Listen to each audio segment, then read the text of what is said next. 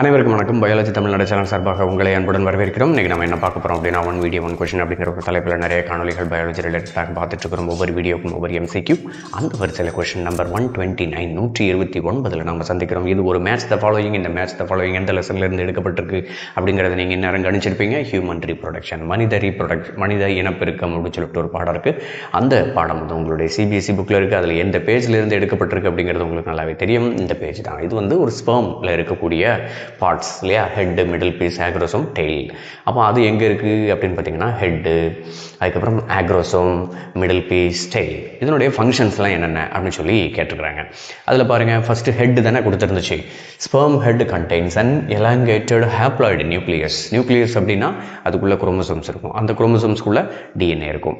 அந்த DNA தான் genetic material இல்லையா. ஸோ அப்போ இதில் இருக்கக்கூடிய ஹெட்டுக்கு வந்து நாம் இந்த சைடு எதை சூஸ் பண்ணலாம், ஜெனட்டிக் மெட்டீரியலை சூஸ் பண்ணலாம்.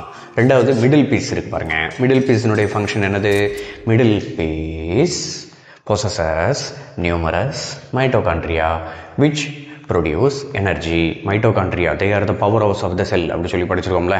எனர்ஜி ப்ரொடியூஸ் பண்ணுறதுனால தான் அதுக்கு பேர் பவர் ஹவுஸ் ஆஃப் த செல். அப்போ இந்த இடத்துல எது ஆன்சராக வரும் பாருங்கள், மிடில் பீஸ் அப்படிங்கிறது எனர்ஜியை குறிக்குது.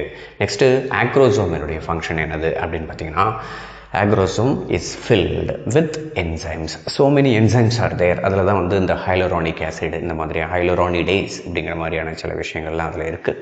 அது வந்து எக்கினுடைய அவுட்டர் மெம்பரைனை வந்து பிரேக் பண்ணுறது அப்படின்னு சொல்லிட்டு ஃபெர்டிலைசேஷன் அப்படிங்கிற ஒரு தலைப்பில் நீங்கள் படிச்சிருப்பீங்க.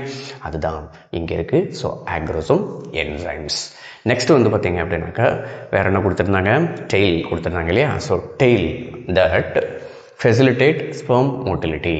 ஒரு விந்தணுவினுடைய நகர்விற்கு இந்த டெயில், வால் பகுதியானது பயன்பாடாக இருக்கிறது அப்படின்னு சொல்லி நாம் போடலாம். ஸோ டெயில் அப்படிங்கிறது ஸ்பெர்ம் மோட்டிலிட்டி. ஸோ அப்போ இதில் 3 அப்படிங்கிறது தான் வந்து விடையாக இருக்கிறது. மேலும் பல தகவல்களை தெரிந்து கொள்வதற்கு பயாலஜி தமிழ்நாடு சேனல் சப்ஸ்கிரைப் பண்ணுங்கள். நன்றி, வணக்கம். பலருக்கு சேவை செஞ்ச நீயும் ஒரு ஹீரோடா. ஒரு கைப்பிடி சோறானாலும் ஷேர் செஞ்சு பாருடா.